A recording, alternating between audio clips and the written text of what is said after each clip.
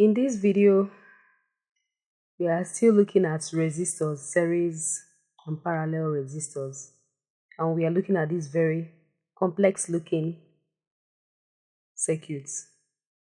And I said complex looking because solving circuits are actually easy if you know where to start from.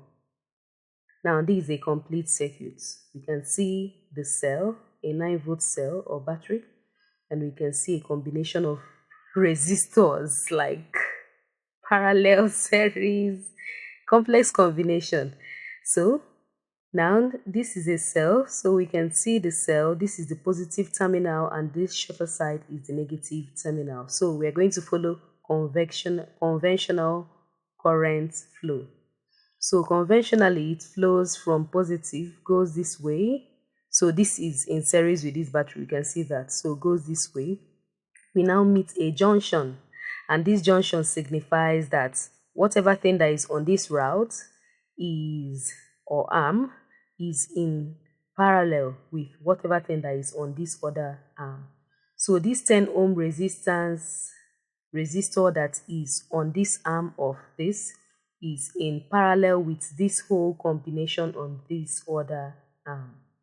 Now when we follow this other arm, we can see until we met another junction, and at this junction we have this arm and this arm, meaning that this is in parallel to this, and this combination, when we get its effective resistance as one resistance, is in series with this 6 ohm resistor.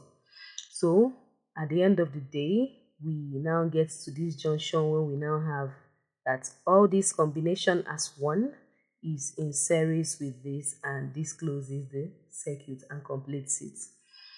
So without further stories, and please make sure you've seen the video where we have simple circuits before coming over to these complex looking ones. So when we look at our explanation, we find out that the innermost inner stuff we have to start with is this parallel combination here.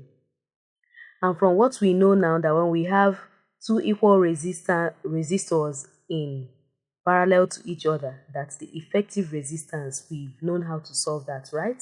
So the reciprocal addition, at the end of the day, what it gives us is that this parallel resistor we have here, so RP, I can call that PP1 because this is a parallel combination, this is in parallel to this. So RP1 is equal to 4 ohms. So from what we've learned previously, we know how to get this 1/8 plus 1/8 is equal to 2/8, right? But the inverse of that is 4 ohms. Okay, so we've gotten this. So we now know that this combination is equivalent to 4 ohms. And that 4 ohms plus this 6 ohms is 10 ohms, right? So RS, we are going to call that S1. So this series, because at the end of the day, the whole thing, that is, this combination is in series with all these, right? So RS1 is equal to 4 plus 6, right? 4 plus 6, which is 10 ohms. And we can see that this is getting simpler. I know you can see that already, that this is getting way simpler already, because we can see that this whole combination is 10 ohms and is in parallel with this 10 ohms. So RP2, that is the effective resistance, is in this second parallel stuff we're seeing here, is equal to 5 ohms. So even with your eyes, without writing anything down, you can see that this is 4, right? Added to this is 10. So we can see 10 is in parallel with 10. So we can see that that is 5. And then we now see that 1 plus 5 plus 3 is equal to 9 ohms totally. So you can see how easy it is to solve when you know little, minute, small secrets. Okay, so let's just go ahead. We can see that that's 1/10 plus 1/10 is equal to 2/10, right? So the inverse of 2/10 is 10/2, which is 5 ohms. But please, if this was a theory work, you have to show all working. because your scores, your marks are given in steps. But anyway, so we can see that this whole combination is just 5 ohms.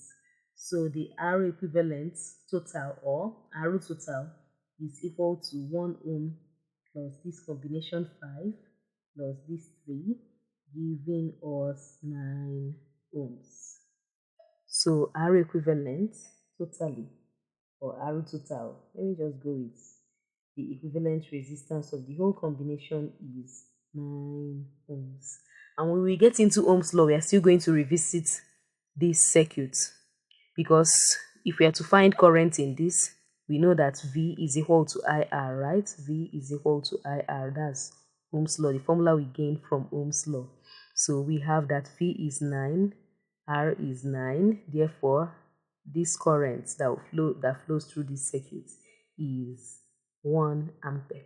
But that is for when we get to that. For this video, we are just interested in getting the equivalent resistance of a seemingly complex circuit. Yeah, by now you can say, woo, we got more complex. But you should actually be happy that we got more complex, because by now you've been equipped with the tools of how to get very complex things to be very, very easy. Just like in the previous one, that you can actually use your eyes to do the calculation for that circuit. And people that don't really know the little secrets of how to solve complex looking circuits will just be like, wow, you must really be a superpower, a superhero. Okay, so this, we know that this means that this is connected to another thing, right? So this is, let's say that this is the source, and then this is the return part of the circuit, right? So don't bother about this. All we have to do is to trace from here. We met a junction, meaning that whatever thing that is on this arm is in parallel to whatever thing that is on this arm, right? Good.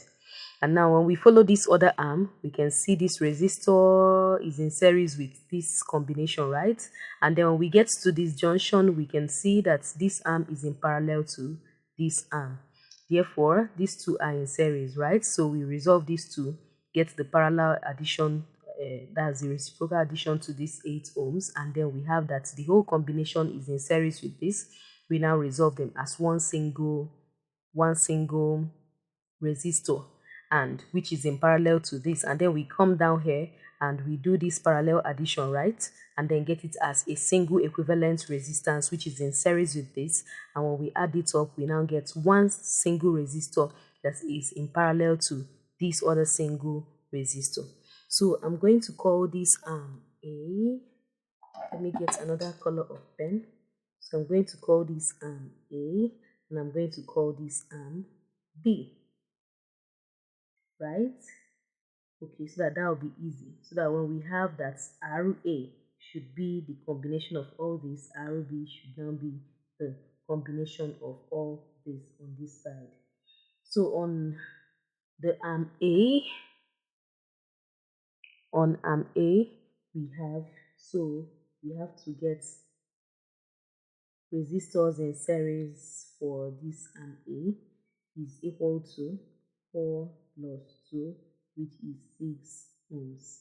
And that 6 ohms is in parallel to 8, right? So 1 over RP is equal to 1 over 8 plus 1 over 6.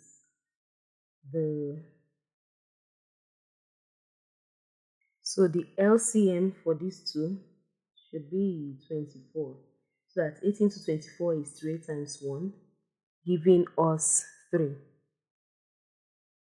And then 6 into 24 is 4. So we have 7 over 24. Remember, it is equal to 1 over RP, right? So at the end of the day, we have to invert. When we invert, we have that RP is equal to 24 over 7, which is equal to 3 points. So 7 into 24, that is 3, remainder 3, right? 7 into 3, that is 4, remainder 2. So 4, 2. So let's just leave it as 3.42 ohms. So this is giving us 3.42 ohms. That's this combination up here is giving us 3.42 ohms, which is in series to 8 ohms. So we have that RA. So the resistance in arm A is equal to 8 plus 3.42, which is equal to 11.42 ohms. So that is for RA. So I'm going to write that here because I'll have to clean this up so we can be working with our circuit diagram. We have that RA is equal to 11.42 ohms. Okay.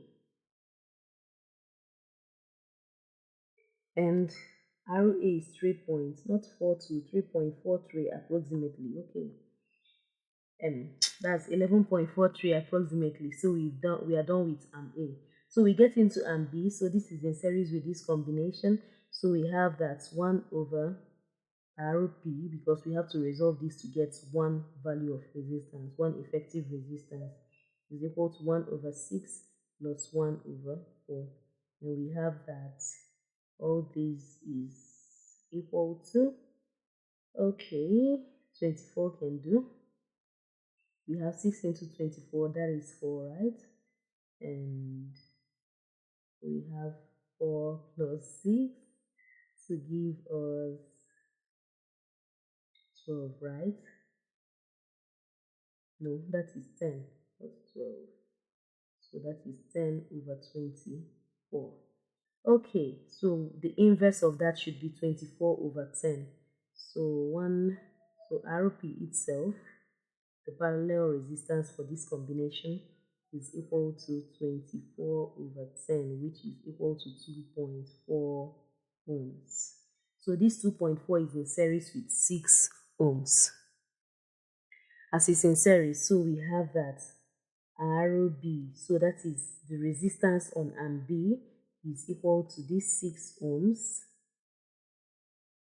plus this combination, which is 2.4, giving us 8.4 ohms. So we've gotten that RB, resistance in arm B, is 8.4 ohms.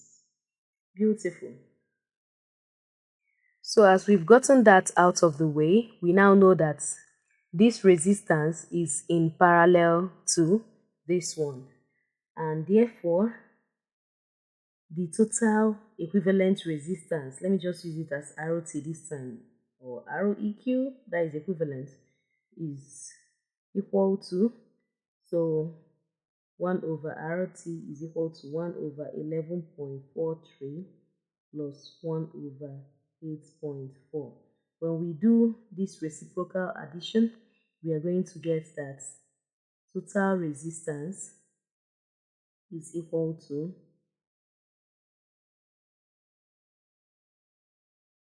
so at the end of the day, we get that this reciprocal addition is equal to 4.84 ohms. So looking at this huge combination of resistors, we can see that the effective resistance of all this combination is just 4.84 ohms. So with this video, you've learned how to demystify complex combinations of resistors. So we'll now be getting into internal resistance of cells, so that from there we could just start using Ohm's law to now solve everything in a circuit, complex or simple.